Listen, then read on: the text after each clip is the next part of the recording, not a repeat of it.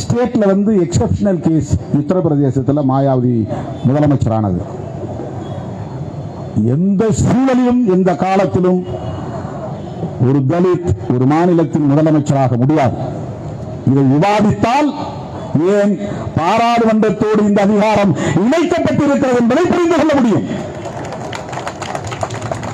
இதை போய் மாநில அரசு கிட்ட நமக்கு திமுக அரசு மீது நம்பிக்கை இருக்கிறது சரி, ஆனால் திமுக அரசு என்பது நிலையானதல்ல, மாநில அரசு தான் நிலையானது. மாநில அரசுங்கிறது பெர்பெச்சுவேட் ஒன்று. கட்சிகள் வரும் போகும், அது வேறு. சமூக நீதியின் மீது நம்பிக்கை உள்ளவர்கள் வருவார்கள் போவார்கள், அது வேறு.